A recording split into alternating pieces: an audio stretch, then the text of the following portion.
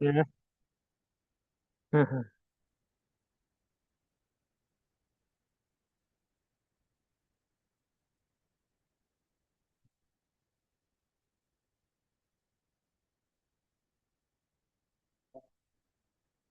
Okay, shall we jump in?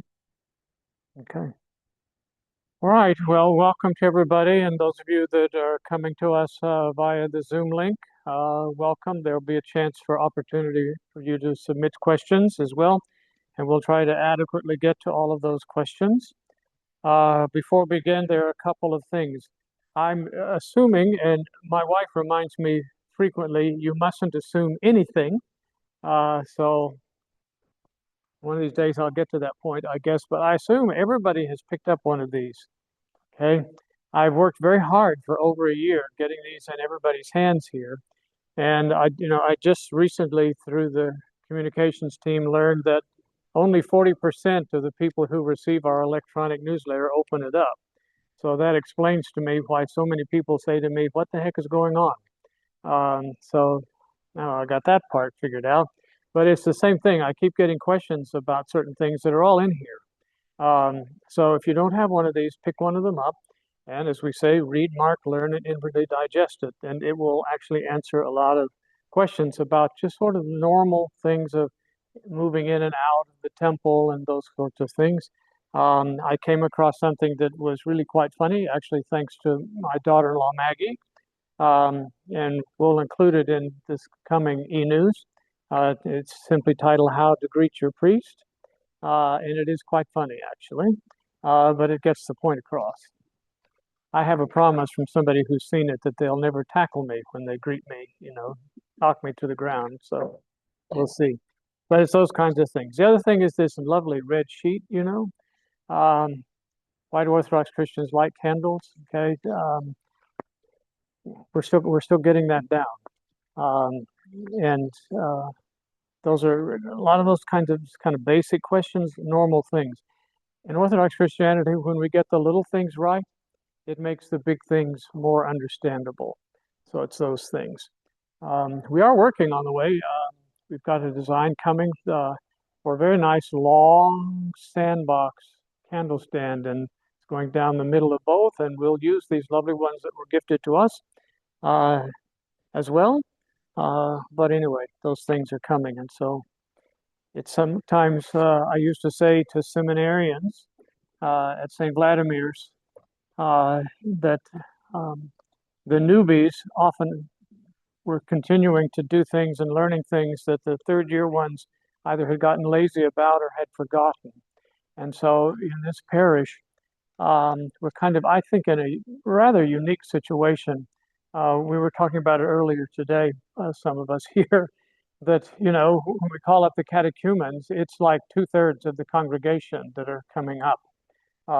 So it really is good that the newbies, the newly illumined, as some of you will soon be, you're actually reminding the old guard and sort of helping them to sort of get back into the kind of flow and rhythm of just living an Orthodox Christian life. So these two small things will be of some value to you if you don't have them already.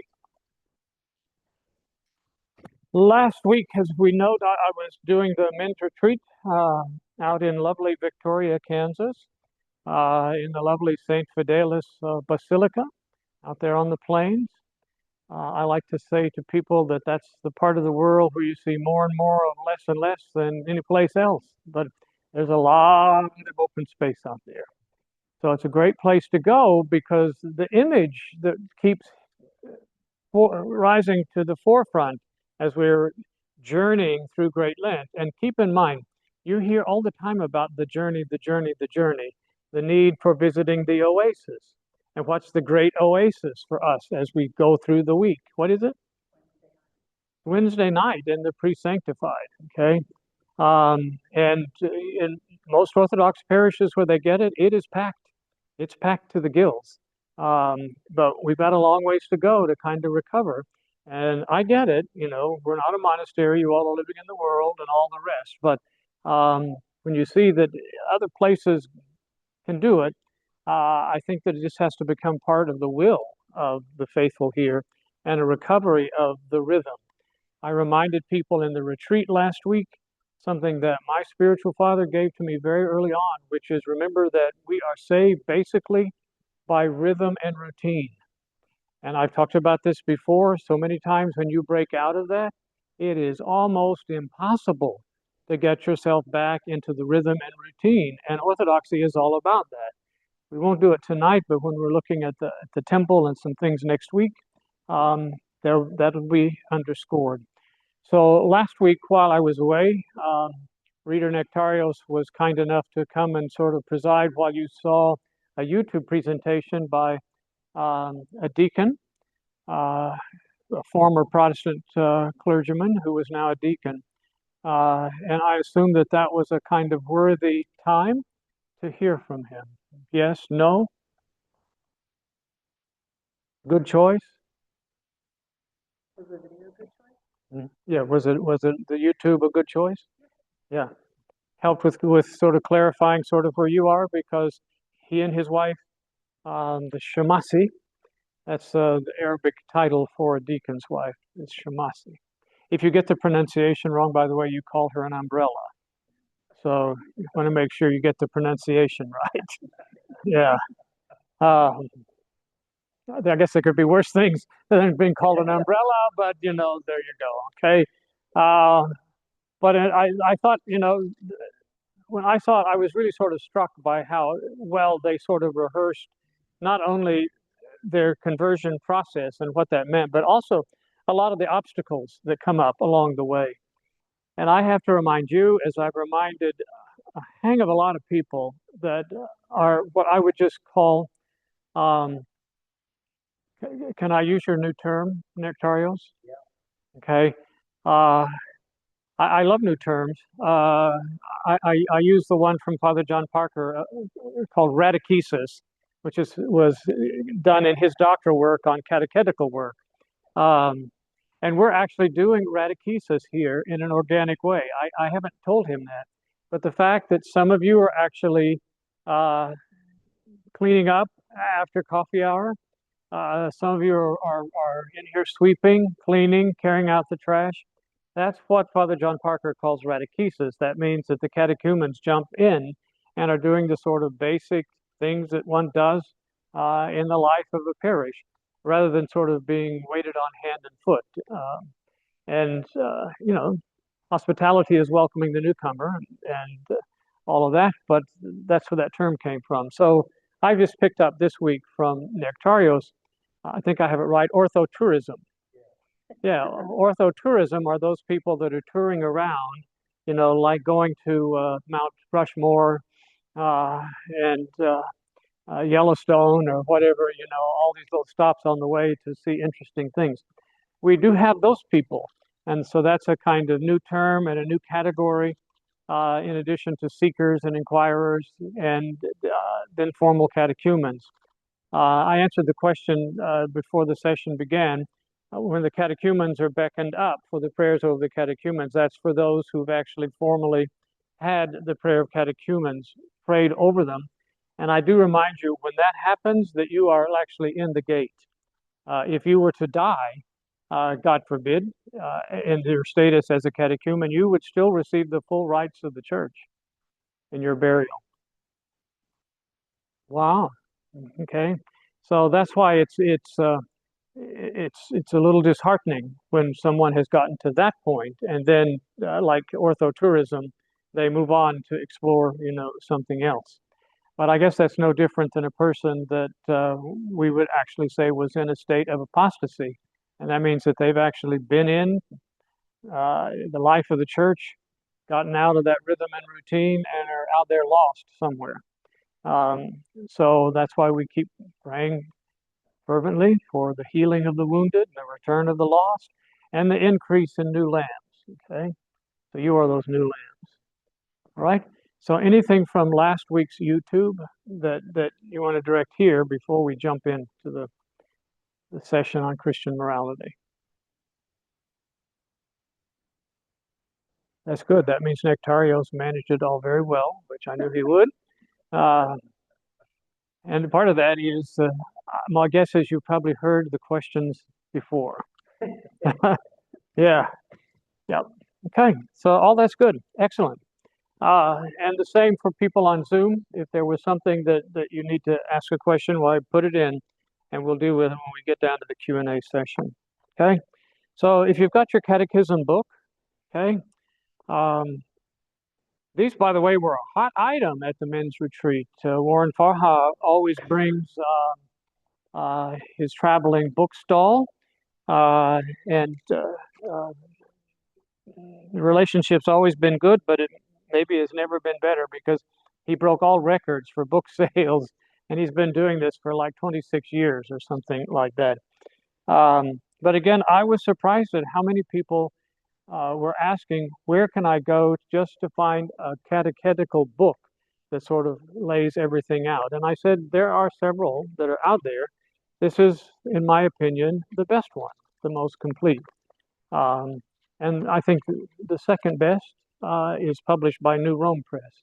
And I may use that one next year just to get myself a little more familiar with that one. But this one, as you know, Metropolitan Valerian breaks it out under three major headings. And we've covered doctrine. And this one, which is called Christian morality, may need a little bit of explanation, and I'll try to do that. And then we get into the church and divine worship. Okay, so we're very tight on time, and as I pointed out again several times, catechumens who are present for the pre-sanctified liturgy on Wednesdays will soon, fourth week, begin hearing an additional prayer for those who are preparing for Holy Illumination. So tomorrow, during coffee hour, I'm going to have a huddle time with the catechumens. Because if you haven't got this down, get this down. We will be receiving those of you that meet the standards to be received by chrismation. In other words, an acceptable baptism in a non-Orthodox tradition, baptized with water in the name of the Father, Son, and Holy Spirit. Okay. I recently caught one. Someone that I thought was in one tradition, but in fact their first tradition was a non-Trinitarian Pentecostal, so their baptism was in the name of Jesus. Just a little side note because I like side notes. The baptisms that are taking place on college campuses now, the Charlie Kirk phenomena. You're all aware of that? Yes? Yeah. I actually watched the process.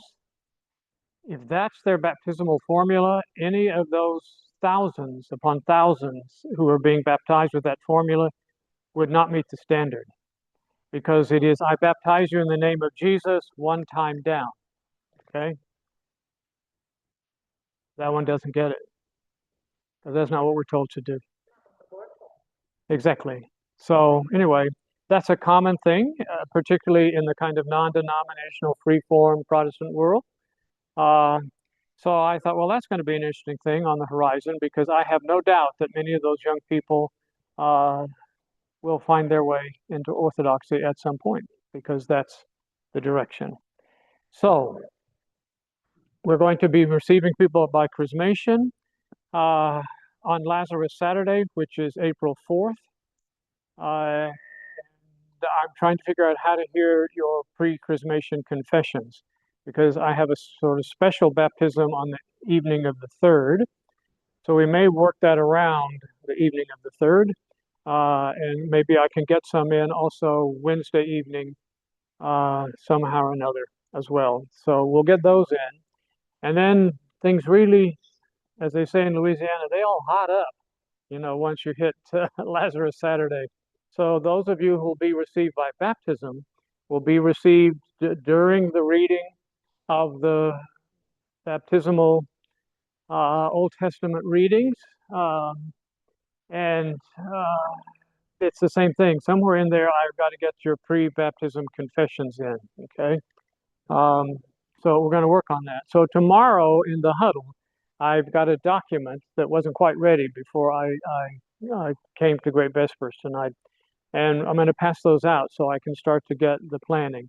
And then there's also going to be, like for the Rivers family, there'll be another time for the baptisms just for the family, but we've got to work on that one out as well. Okay? Yes.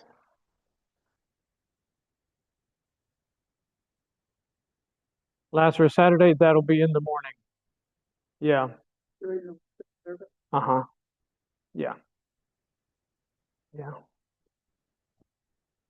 Friday evening, before that is very interesting. Just again, a little sidebar.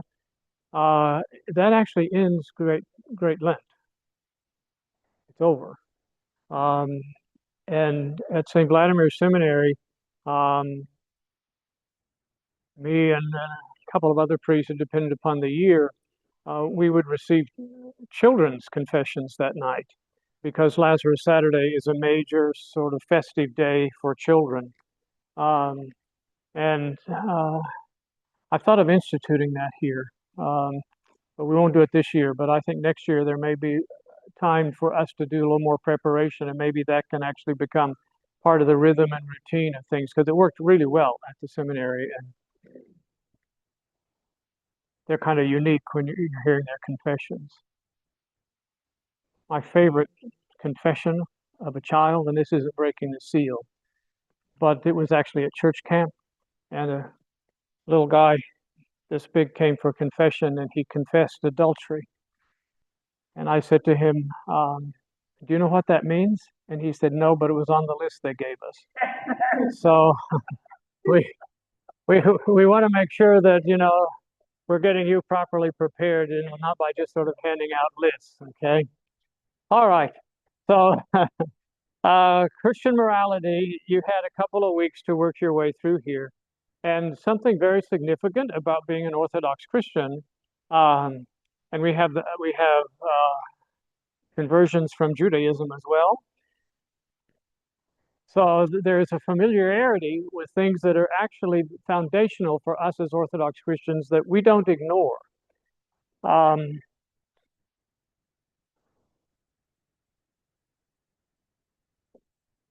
I mentioned before the cathedral in Denver, which is the best example that you can find. But so beautifully, the prophets are circular, sort of standing under the four apostles who are literally sort of holding Christ. And it's such a powerful image. And it took me a while because I thought, oh, some people are just snarky, But when I began hearing from people that they didn't like the bumper sticker that said Orthodox Christianity founded 33 AD, i.e. Pentecost, 33 AD, I was like, oh, good, get over it, whatever. But then I began to get the point. We actually extend beyond that, okay? Because we are so foundational with what we hear beautifully in the anaphora of Saint Basil the Great on these Sundays. I know it makes it longer on a Sunday, but that's because it's fuller. And your priest likes you to actually hear it because it is so beautiful and so foundational for us. But it is a reminder of how God Himself began acting through the prophets and sages. And therefore, they're among us. Where are the prophets? Let's see. They're prophets down there. They're like in the first rung because they're so foundational, just before Christ. The last of the Old Testament prophets is who? John the Baptist, John the forerunner. One of my former students called me not long ago to say, "You remember how you taught us how to preach children's homilies?" And I said, "Yes." And he said, "Well, I did it for the first time." And I said, "Well, how did it go?" And he said, "Not too well." He said, "I forgot that you said never ask rhetorical questions because they're going to answer you."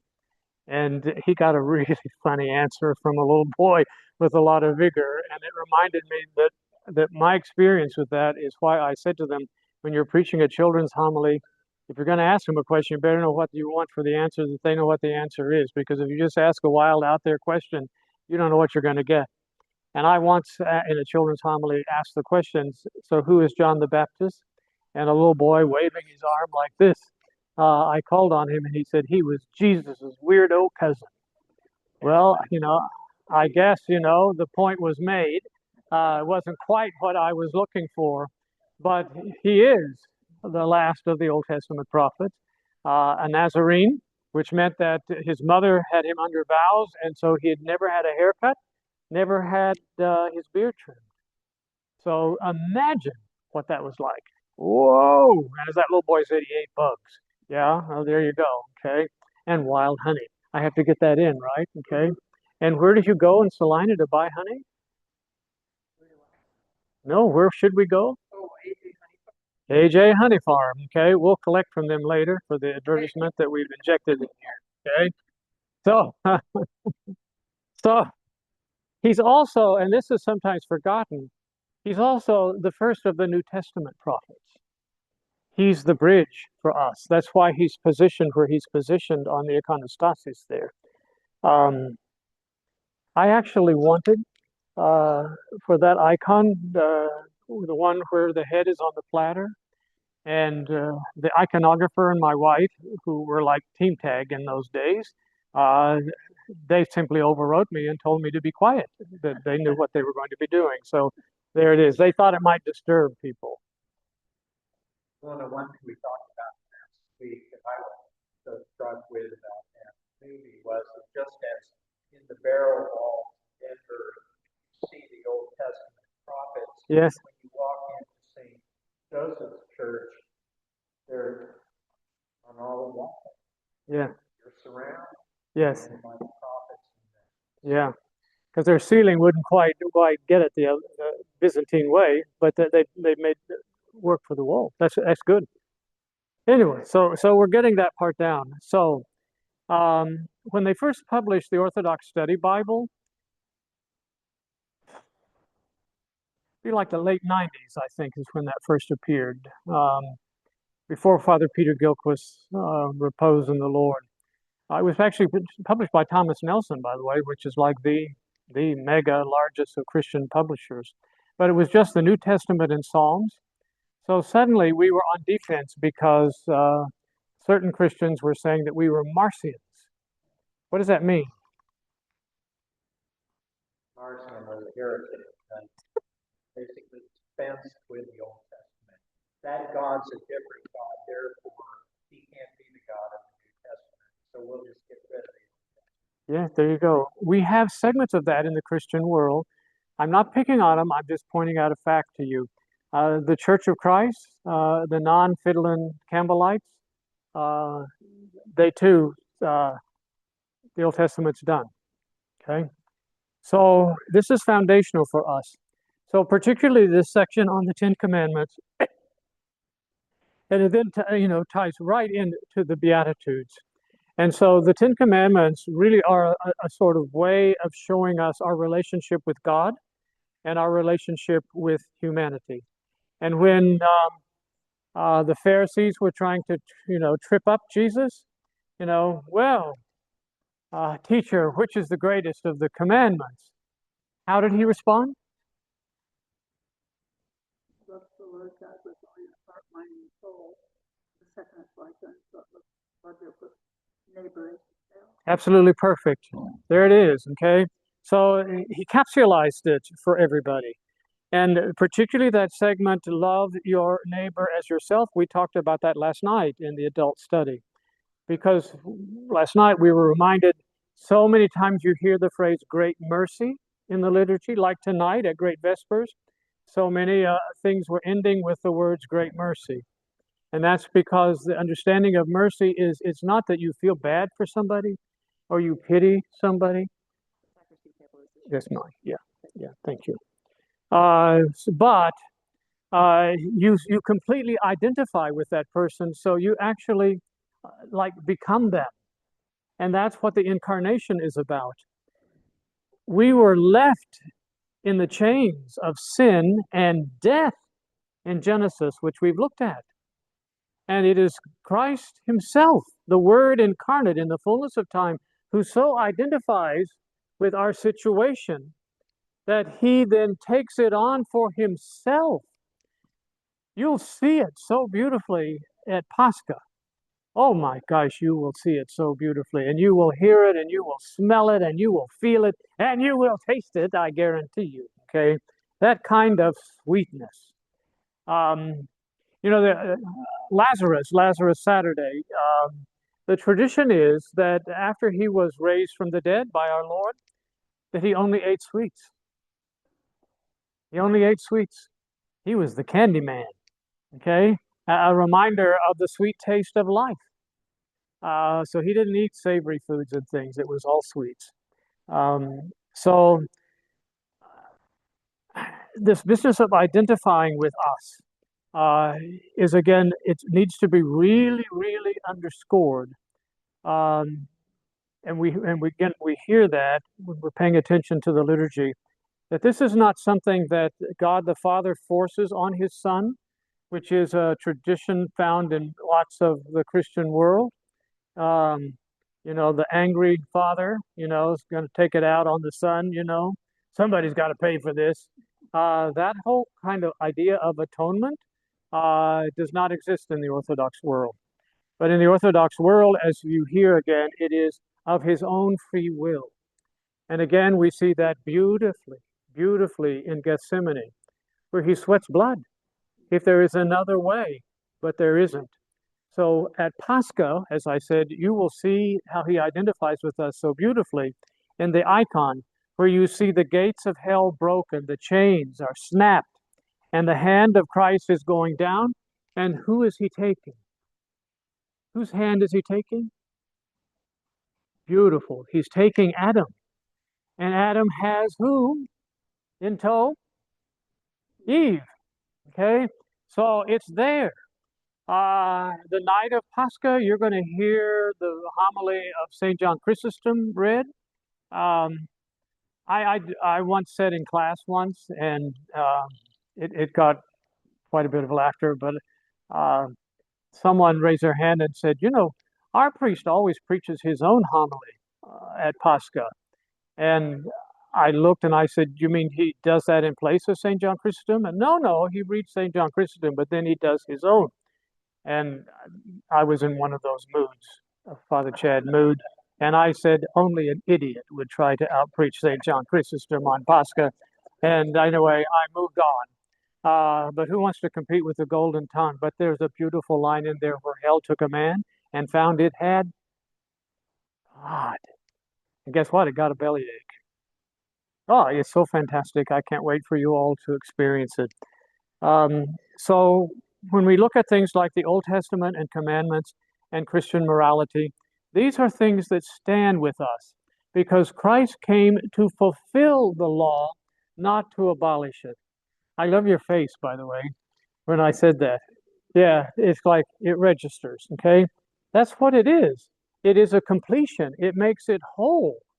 So it's not, crumpled up and thrown over to the side somewhere. These things stand. I often hear in confession, again, I'm not breaking a seal, I will hear people bring to confession the difficult relationship they have with their parents. And that comes out of the Ten Commandments itself, because they will usually begin saying, I really have not honored my father and my mother. Sometimes they then go to do what St. Paul says not to do. They then begin to justify themselves. It's like, you just don't know my dad. It's that kind of thing. So when I say that these things are foundational, uh, that's very significant for us. And so in terms of a preparation for confession, it is a very good thing to simply pull out the Ten Commandments and go through them. And again, not in a legalistic way, in the way that it's understood in Judaism as law, Torah, but that this is a way of seeing, this is how sin has darkened my life. This is how the darkness of evil has cloaked the light of Christ, which dwells within me. And this is where I have failed to then be a Christian, a Christ bearer into the world. Okay? So you're good so far with that, or should we pause here? And Romans 8 makes it very clear that Christ fulfilled the law. Beautifully done. Yes. Okay. Take a note. Romans 8. And St. Paul, again, he is the master there. Um, I've often said, I said at the retreat, last weekend, I don't know of a single parish priest that at least at some point in their pastoral care for the flock haven't like so identified with Moses that they broke down, trying to lead these stiff-necked people. Honestly, I don't know of a single priest for whom that's the case. But I think the same is true in terms with St. Paul. Uh, those of you that have heard me preach for several years know that I sometimes really kind of stick it out there, where there goes St. Paul again, because he's trying so hard.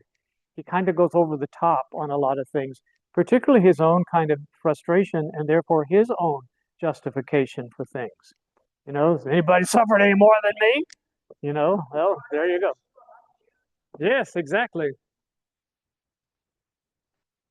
Any of you better educated than me? It's all out there.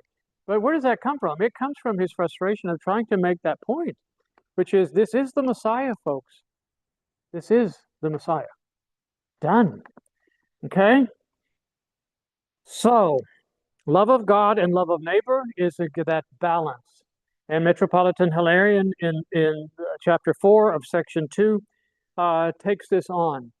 And I think that that's, again, something that Orthodox Christianity in the New World has really begun to sort of grasp and do well. And I want to give you some examples of that, okay? Uh,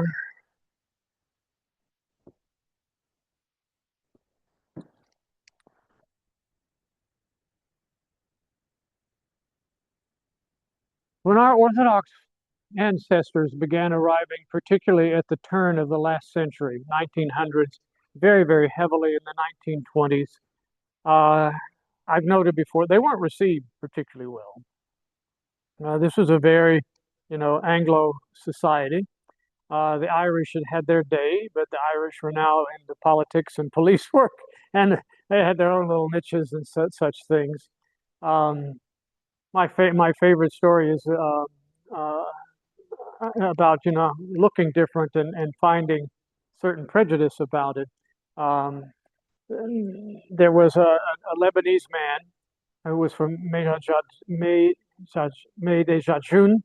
the same area that many of the early settlers in Wichita from Lebanon were from.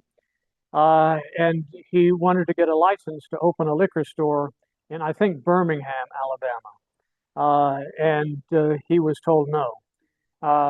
And he stood before his honor and said, if I may actually have a word or two, and he was granted that. And he said, you realize that my ancestors first encountered Jesus through the Samaritan woman. Those people that she went to tell that she'd found the Messiah, those were my ancestors. And let me tell you where I'm from. And he made a sort of, off the cuff speech about how his people knew Jesus centuries before your people did in Europe when you were slaughtering and raping each other and carrying on in wars. And the judge pounded the gavel and gave him the license and moved him on. Okay, but that is in fact the truth. Um, these are um, our own sort of heritage, and we carried that with us in this country, like in the 1920s, helping each other to get ahead. So there were things, Jews did very similar things. Um, they helped each other by setting up their own kind of banking systems and funds. So when new arrivals would come, there was a little bit set aside to help them get into mercantile or candy and tobacco or whatever it happens to be. And that was sort of how it was. That was really sort of in seeing how love your neighbor was interpreted because they were facing so much prejudice, so much angst within their own community about things. But we have witnessed within the Orthodox Christian world, and when I say that, I'm talking about the pan-Orthodox picture. What is that when I say pan-Orthodox? All of the decrees, concern, All of the jurisdictions, okay? I remind you of what my good friend Father Josiah Trentham likes to say, jurisdiction is such an ugly word. And it really has no place here, but it's this reality we're living with. So we're Humpty Dumpty, we're fractured until we get to that point where we are the church in America, okay? But we have seen, just in my time in Orthodox Christianity, so that's less than 35 years, um, a new understanding of the command to love your neighbor. And we see some remarkable things like IOCC, International Orthodox, um, let's see, IOCC, International Orthodox Christian Charities. There we go. Okay. Thank you. Uh, it has actually, if you look at actually rankings of efficiency, it's always in the top 5. Now, what that means is when you give a dollar, it means that the bulk of that dollar is going to what you gave it for. They do a masterful job of not getting sunk in overhead and other kinds of things. And they do remarkable things, particularly abroad, but they do some domestic work. In terms of domestic work, we've seen the rise of what's called Focus North America. I think, again, that is a standard that all of us can be proud of, that this has actually come out of orthodoxy in our cultural environment, becoming comfortable in our own skin.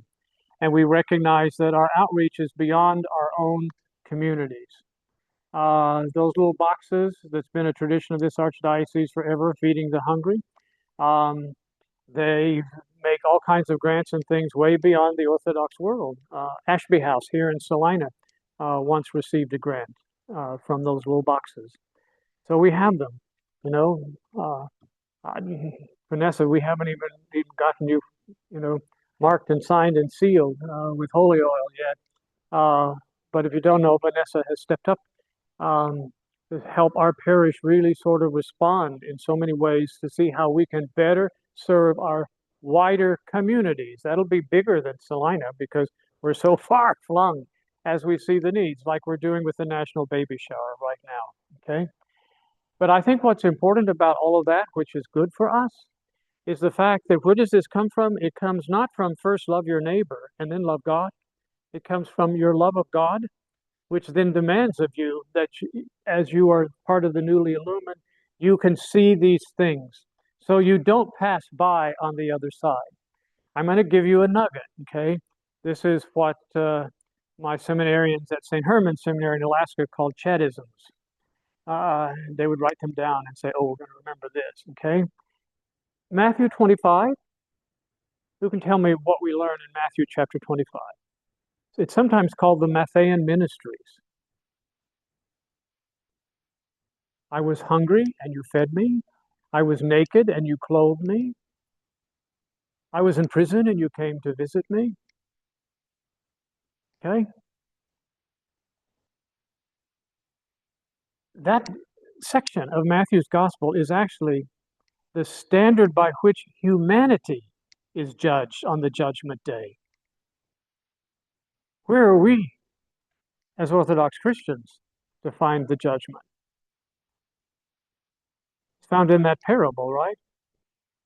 About the man who was wounded and the priest passed by on the other side and the Levite passed by on the other side.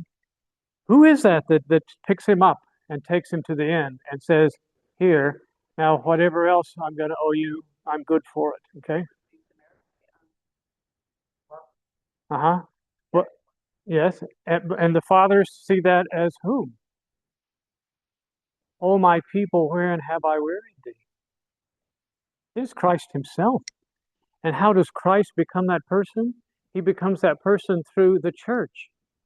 So I think that that's the other thing that always has to be underscored in Orthodox Christianity. In this world, we are Jesus's hands, his feet, his mouth, his presence. And we've seen that in so many ways. I never felt it greater than when I was serving in the Diocese of Alaska. because there is a tradition that dates back to the very first missionaries who came from Russia, and the native people were being so abused by the Russian American company. It was, in fact, the Orthodox clergy who stepped in and became not only the shield, but the advocates. I've always marveled, and this is just a fact. You can challenge it all you want and go do your own research. Those missionaries had those people literate in one generation. In one generation, because they knew that in order to get ahead, in order for them to become not just simply enshackled in the slaves of the day, they had to be educated, and that meant you had to learn to read. Yeah, slaves in this country who knew how to read. Uh, that was kept a secret, right? Hmm. So all that is in there. We also know that Christianity is foundational for a lot of institutions that we simply take for granted, which is related to Christian morality. Universities have what kind of foundation? A lot of them were started by churches. Yes, Christian foundation. Even the actual physical structure of universities, the theology department and the chapel was always right in the middle, and the others were traditionally circled around it. You know where you find the theology department these days in most universities? Way out the edge. Exactly. Way out there in the edge, in that building that people think is condemned, and they're in the southwest corner basement somewhere, you know. Yeah. That's again, it's part of what the problems we face, because you kick the main foundation stone out and things collapse. Okay. So hospitals, the idea of taking care of widows and orphans, social ministries. Yes, exactly. They all have Christian foundations to them. Okay. And so for us, our particular Orthodox history has been so challenging, since the rise of Islam and the conquering of North Africa and the Middle East. We have functioned as a minority. I saw a documentary once, and I was moved to tears. Um, it was someone who was tracing, I can't remember who it was, but they were tracing the steps of one of the early Christian fathers, and they came to a village and it was, I can't remember exactly where. It was not Turkey, but it was one of the stands, and there was one Christian woman left, and she was our Armenian heritage, and she was still cleaning the church and making things nice. Um, and to their credit, there were local Muslims who took care of her, made sure that she had food and other such things as that. I'm not an expert in this, but given the tensions between Christianity and Islam today, um, it has its origins. But you see examples like that. And so I'm told that that comes out of an understanding in Islam and the Quran that's somehow been covered over by the kind of radicalism that's beheading people.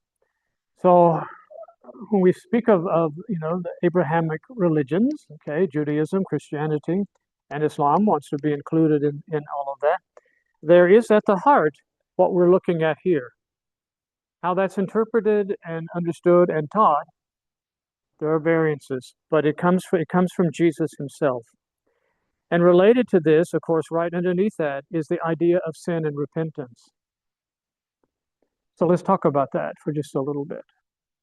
Uh, do you remember the 3 stages of making progress as an Orthodox Christian? First step is purification. Okay? So that process means what about you as a person? And me. Mhm. Structure on your psyche, understanding. Yeah. Mhm. Yes. Turning around. Yeah. If you want to go to Kansas City and you're on I-70 and you keep seeing signs to Denver, that means you need to do what? You need to turn around. And it is exactly like that, okay? But we got a lot of people trying to get to Kansas City and they're headed in the wrong direction, okay? And often it's when they hit the Denver city limits that they discover, I've been going the wrong way. That's the hitting bottom that is so necessary for an addictive kind of society in which you and I live. All of us are living with our addictions. All of us are living with our delusions, our false teachings. I like it, Xenia. Uh, you several times in responding to things, you use the word psyche. Okay, again, it's a Greek word, and it's a reminding to us that there is more to us than this exterior. Right? We are a person for whom there is an interior person. Right? And we struggle with that person. Do we not? Maybe you don't. I do. As we say before communion, I'm chief among sinners. Okay. I've had to adapt to that one, by the way. We had a choir discussion the other night. God help us with our English translations. And, I'm old and grouchy now, and I'm reaching the point where it's like, just leave it the hell alone, because you get used to something and then suddenly we've improved on it or whatever else. But in the OCA, you say, I am first among sinners. And in Ethiopian, you say, I'm chief. And that's one of those things for which I have to sometimes pause and think, okay, am I first or am I chief? It's saying the same thing, but it's there and it's in the right. So it's a recognition of the need because as sinners, we have separated ourselves from the love of God. Give me a Protestant definition of sin. Pardon? I've asked that question before and I've never had that answer. Anything that makes you feel good. Gosh, I like that. I kind of like it a lot. Yeah. Okay. Hmm. That certainly would have some puritanical connotations about it. That's for sure. Um, It's fun. exactly. That's very interesting. Um, I just saw an update, by the way, and I was so pleased because my beloved Alaska is no longer the least religious state in the Union. It's been surpassed by Vermont and New Hampshire. And it's interesting because New England is where the Puritan foundation runs the deepest, and you get the strongest hedonist reaction to it. Okay, very interesting. I like that. So if you were to ask, in the Protestant world, what is sin? Well, sin is dancing, it's card playing, it's drinking. They're going to give you a list, right? I'm getting nods. Okay. Yeah. Well, in Orthodoxy, we would say the sin does not lie in the bottle. Where is the sin? Inside us. Yes, it's here. So a basic, simple Orthodox response to that would be sin is anything that separates us from the love of God and from our neighbor. And those are the things that we struggle with. And those are the things that no doubt, as you're getting closer to reception into the life of the church, that you're being tempted with. And you've got all kinds of thoughts and things coming to you. I've been at this a long time, and I really, I so appreciated Father Joseph Honeycutt's time with us to sort of get us going in Great Lent. But when he made reference to preacher sleep, um, I thought it was funny. I laughed about it. And I almost want to say, God, I wish he hadn't reminded me of that because I struggle every Saturday night with preacher sleep. Um, and people who are preparing for holy baptism and things, they also have sleepless, restless nights because there are all these things that are passing through. And, we're vulnerable in our sleep that way. Um, I know in many chunks of the Protestant world, they will say, oh, if it's a dream thing, it's just, it's not real. Well, yeah, dreams are real. Okay. And there's a connection to that to our lives. So we're reaching out to escape from sin because we have a Savior who allows us to walk the path of redemption. And redemption means what? We lost something and we can't have it again. What did we lose? We lost paradise. We lost the ability to have perfect communion with God. When you approach the Holy Chalice, that is a foreshadowing of the banquet in which you will be in communion, perfect union with your Creator as you were intended to be in creation.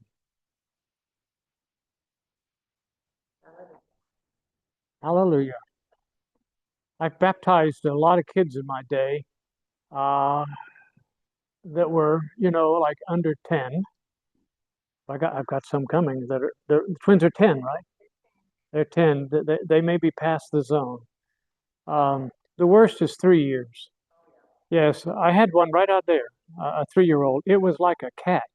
She launched with feet and hands on the side of that font, and she was not going down, baby, not going down. And that was quite something. But I've baptized children, and then when they have communion for the first time, I've had this more than once. They kind of smack their lips and say, "That was good." Well, for me, I love that because in many ways it does sort of sum it up. It is good.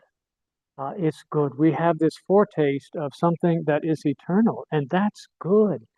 It's a reminder of what we see in Genesis. Everything that God makes is good. So that's the pathway. That feeds into the next section here, which in terms of family ethics, uh, I'm going to actually, someone will probably get the jump on me from Zoom or something. Just keep quiet about it, okay, Zoom people. I do plan to actually invite Father Aaron and Huria Gwynn from St. Mary's in Wichita up here to do a fabulous thing they do on marriage. And that's because some of you have been asking me about doing some things, and I'm happy to do some like preliminary things. But as a married couple, they really did achieve something. And I'm not going to tell you how they got there, but it's remarkable. And I want them to come here because they haven't been here. And they've been doing these kind of workshops in Wichita and Oklahoma City and around. But that's because the idea of family ethics, how we actually live within our family units, is on the minds of so many of you. And you keep talking about it. And, I recognize it. And it's a tough thing because I've said so many times, I experienced it myself with Huria Tekla. I remember both times when we dropped our sons off at the University of Kansas. Driving home, both times I felt I have just sent my sons to Babylon. And one can only pray that you've given them enough of a foundation that they can pass through that time of their life in which they're going to be really challenged. And yeah, I think that's where I just want to put it at the moment. So, as I said, that we're doing better in the Orthodox world with love our neighbor and how we're sort of reaching out beyond our own sort of parochial concerns. I think that we're beginning to actually get several things in terms of the family unit much, much better. So that also needs to be underscored as part of the sort of growth in Orthodox spirituality that we want to see this year. And it does come under the standards of Christian morality. Nothing uh, causes cracks in the foundation of the church more than moral scandal. And we've seen it. We've seen what happened in the Roman Catholic world with the pedophile situation. And let me say this to you, okay? I'm on record here. This is Zoom. The actual percentage of Roman Catholic priests who do outstanding work at a real sacrifice is very high. But you just take a percentage that make the newspapers with the scandals, and it reflects back on not just the other clergy, but everybody. And then you get lawsuits and all of those kinds of things that bring entire dioceses down, it gets everybody's attention. And again, they must be, popping the champagne in hell because they achieve a lot of damage that way. Well, it's the same in churches outside the Roman Catholic tradition, our own. You get something happens. Um, Let me think about this for a little bit. I'd say 3, 4, maybe 5 times in my time as an Orthodox priest, there have been scandals break because a parish treasurer got caught absconding with parish funds.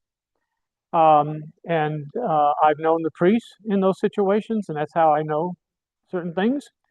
It takes forever for the parish to recover from something like that. It takes forever. They do. And why is that? It's because an assumed trust level was broken. One of the things that really breaks my heart as a priest, and our archdiocese, by the way, has caught up. The child protective program in our archdiocese is very thorough. It's good and it's needed. And it's not just to sort of put a layer of protection on in terms of litigation or those kinds of things. It's intended to do what it says, is to protect our kids. But something that really, it does, it breaks my heart as a priest. I can't do what I used to be able to do because of what's clouded the church. When I was first ordained and living in Denver, I did it. If I had a child that maybe the parents were divorcing, the child was having a very difficult time, I didn't think twice because I'd have a relationship with that child to say, let's go have ice cream. And they'd get in my car and we'd drive off and we'd have ice cream. I can't do that anymore. I got caught, by the way, with one of my own goddaughters at a at a church convention. Uh, it was not my jurisdiction that I was attending. I was part of St. Vladimir's there. One of my goddaughters was there, and I said to her mother, I said, I'm taking, and we're going to lunch. And her mother looked at me and she said, do you remember when we first arrived at seminary, you were educating us on several things, and you said, if a kindly grandfather-looking old man wants to take your child somewhere, the answer is no. And it was like, well, I'm glad you remember that I did say those things, but can I have your permission to take Heidi? So anyway, Heidi, oh, I gave your name. We did go to lunch, but that does break my heart because I can't have that kind of relationship anymore. Yeah. I'll just adding to the business, family ethics. I need to talk about the concept of the family church and the fact that we do work out on salvation together. And in fact, that's where, for most of us, the rubber really is the road. Exactly. Behind church and everything, where we don't have such a level of intimacy, but when we get home, that's where it all happens. Yeah. Yeah. We have to model for our children. And we have to be aware that we have public faces and we have private faces, and our children see the private side. And they will test us that way. One quick thing, and by the way, next week we're going to spend some time on that very thing. Temple, but also your home. There are a lot of things I noticed that we used to do at All Saints back in the days of Noah when we were birthed. That we need to recall again. And then there are those of you that have had nothing, like the wife actually sensing the home on Saturday evening. I want to get those things kind of laid back down because what happens at Shabbat?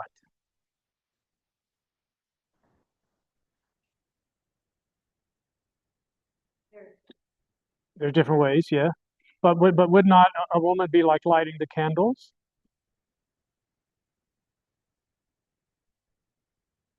Mm-hmm. Yeah, so when we sing "Oh Gladsome Light," we are actually preparing for Shabbat, the Sabbath. Okay, yeah. So I mean, it's all there, folks. So we will talk about some of those things next week. So I'm looking at the time. The time is it's like biology; it's not our friend. So in preparation for next week, um, take number 9 under Christian morality of the Christian life, and take it right up through to the Eucharist. So that's 9 in the second section. In the third section, Church and Divine Worship, go through 1 through 7. It's the easiest way to say it. Okay. Sorry. Church number 9 under Christian morality, and then we're going to continue on to 7. Yeah, the weekly and daily cycles of divine worship. So keep in mind, tomorrow, for those of you that are here, I need to have a little huddle period with you during coffee hour so we can start getting the data that's needed to get the preparations underway for baptisms and chrismations. We have just a few minutes, but I can take a question or two to clarify. It's online. Yes, we have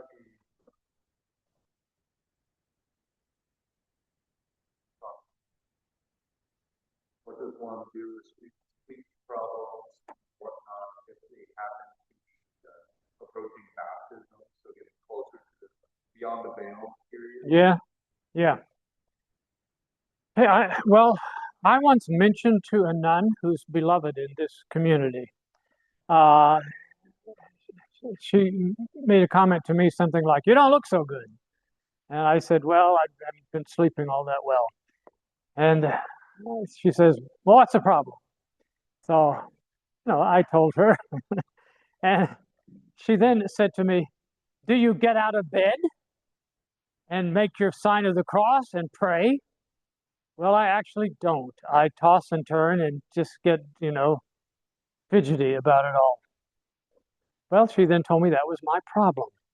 So I think that if you actually are really struggling like that, I'm going to give you the advice from a nun, which is actually get out of bed, make the sign of the cross, and start saying the Trisagion prayers, and cast the troublesome, the demonic, or whatever is giving you some problems away.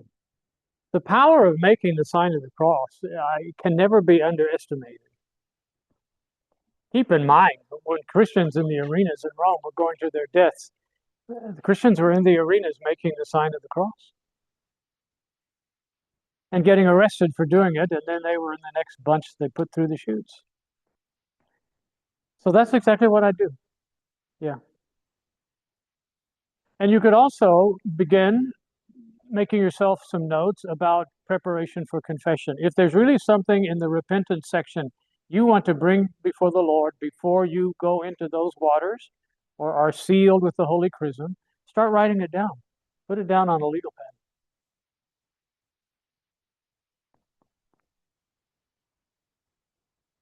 You two have me laughing because you can read between lines on things that it will be revealed to the rest of you at some point, I guess, So are you good? All right. Well, I, I can tell you again, I probably should not say this because again, I'll find myself under more siege, but I've really developed a sense of sort of what I just call pastoral affection um, to this crop um, of newcomers.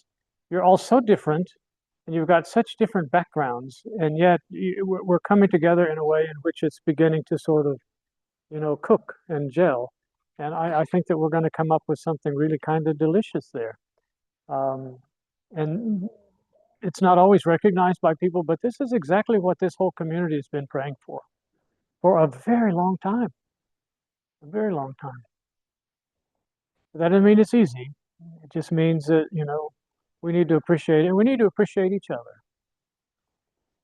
I think one of the things that partly came out of last week's discussion of how the physical and the spiritual, and how so much in the Western culture they're so separate.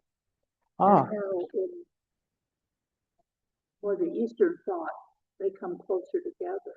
Yes. And how I had never thought of the icons on that representing, like in Hebrews 12 or 11, so great a cloud of witnesses. Yes. I think it's Hebrews 11.